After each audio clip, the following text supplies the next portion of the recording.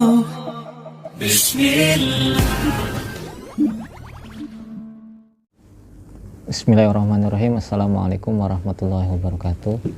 Innal hamdalillah nahmaduhu wa nasta'inuhu wa nastaghfiruh wa na'udzu billahi min syururi anfusina wa sayyiati a'malina. May yahdihillahu fala mudilla lahu wa may yudlil fala hadiyalah. Asyhadu an la ilaha illallah wahdahu la syarika lahu wa asyhadu anna Muhammadan abduhu wa rasuluh. Allahumma shalli ala Muhammad.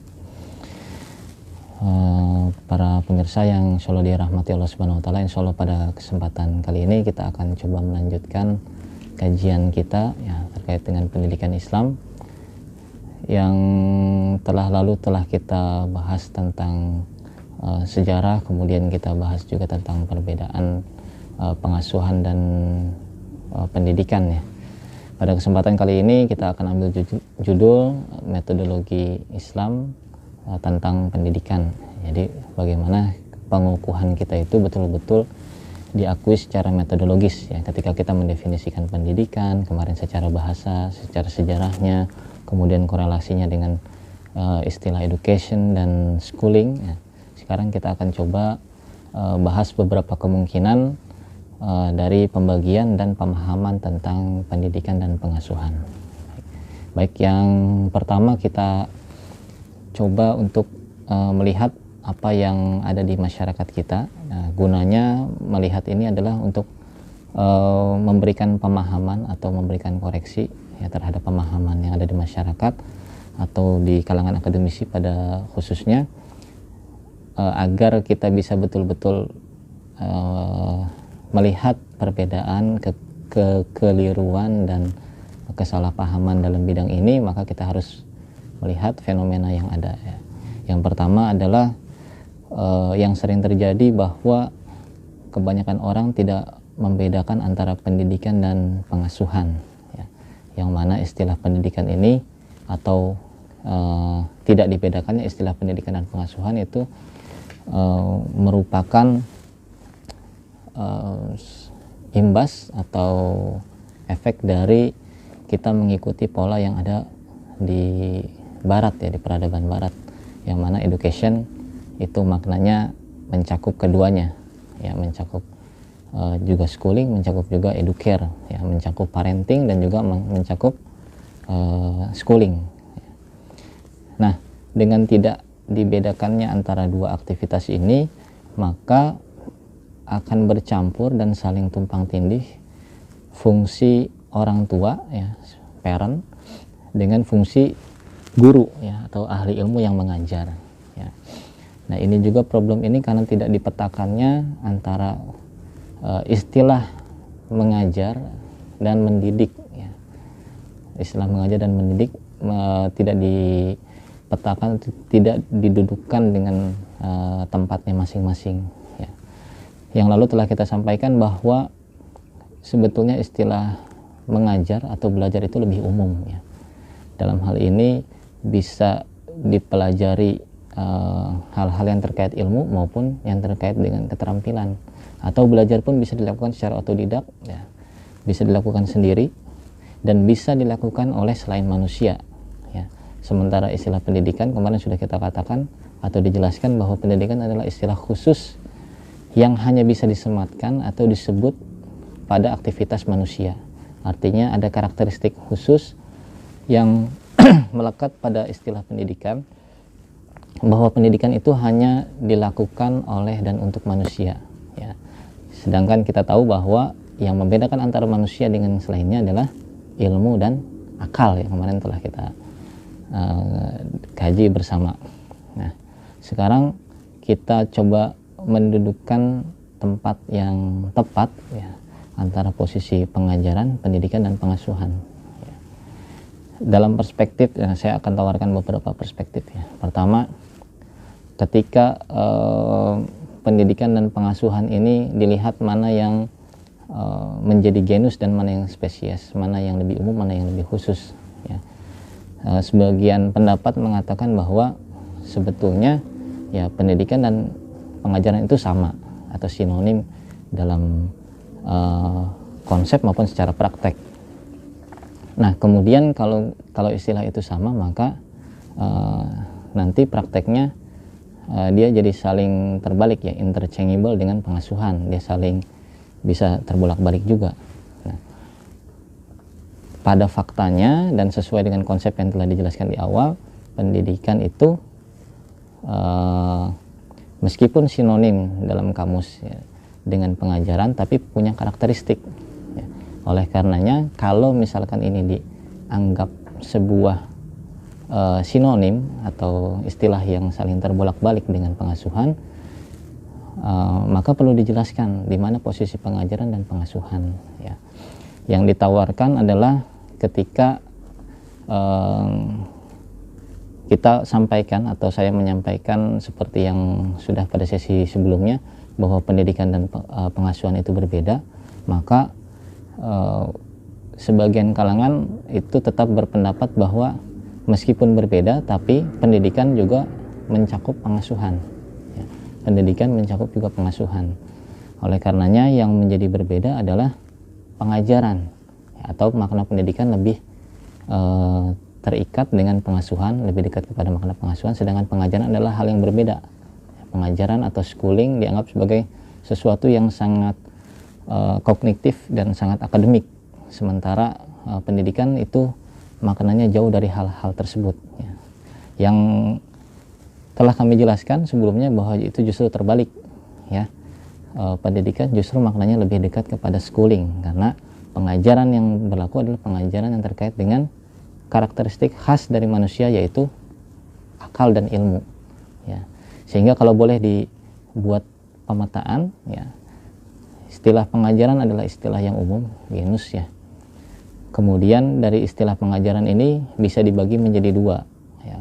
Pengajaran yang terkait ilmu pengetahuan itu kita istilahkan dengan pendidikan, dan pengajaran yang terkait dengan keterampilan itu istilahnya adalah pengasuhan ya. Sehingga yang lebih makul, lebih mudah dinalar atau dibagi sesuai dengan metode klasifikasi atau pembagian konsep-konsep itu pengajaran lebih umum sebagai genus, sehingga pendidikan tetap berbeda dengan pengasuhan.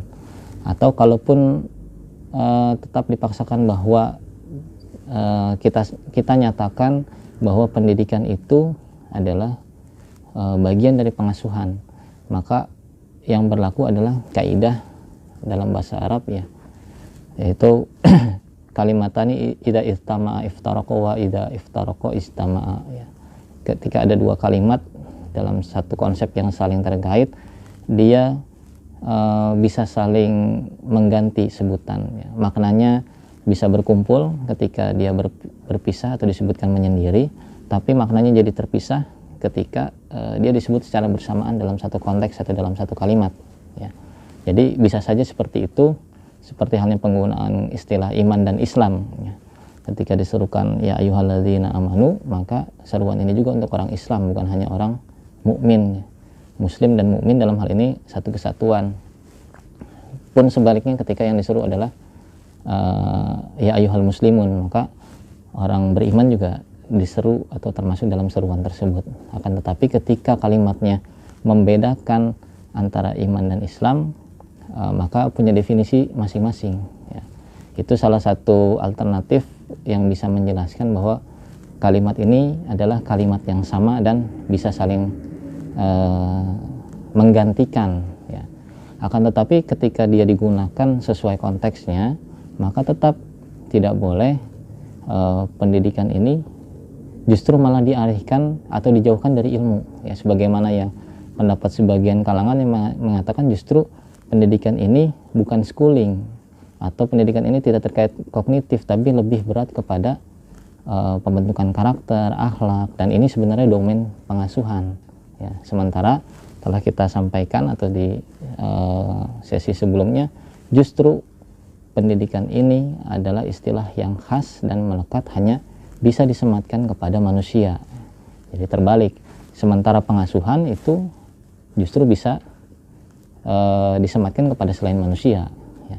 Ini juga yang terkait dengan istilah ta'dib dan tarbiyah ya. Tarbiyah bisa berlaku, tarbiyah sebagai sinonim atau terjemah dari pengasuhan itu bisa berlaku untuk hewan, berlaku untuk selain manusia, sementara ta'dib atau adab itu hanya berlaku untuk manusia, ya.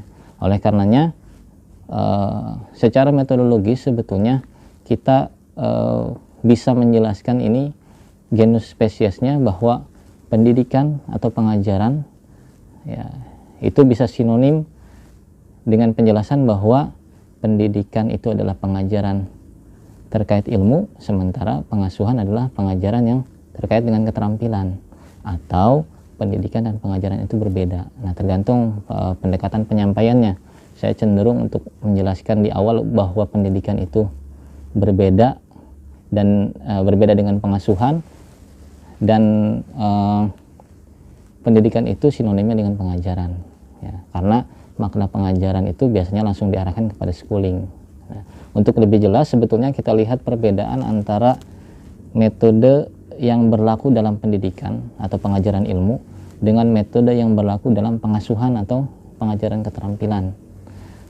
Yang pertama, dalam pengajaran ilmu itu yang berlaku adalah metode outside in, ya, di mana ada proses penanaman dari luar diri manusia itu ke dalam diri manusia, ya. Outside in, dari luar itu ke dalam. Sementara yang berlaku dalam aktivitas pengajaran keterampilan atau aktivitas pengasuhan itu yang berlaku adalah metode inside out, ya. Apa yang dari dalam diri manusia itu dikeluarkan, artinya ditumbuh kembangkan, dipacu, dikeluarkan, ya, semua potensi. Jadi ini ada dua hal yang bertentangan, ya. Dua hal yang berbeda dalam konteks ini bisa disebut bertentangan karena metodenya berbeda.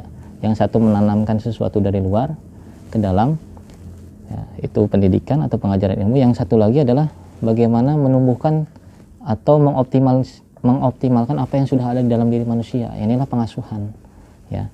Perbedaannya atau dalam bahasa lainnya, yang satu pendidikan itu atau pengajaran ilmu itu, ya memang ilmu pengetahuan itu tadinya tidak ada di dalam diri manusia. Manusia itu kosong dari pengetahuan sampai betul-betul dia ditanamkan atau dimasukkan ke dalam diri manusia.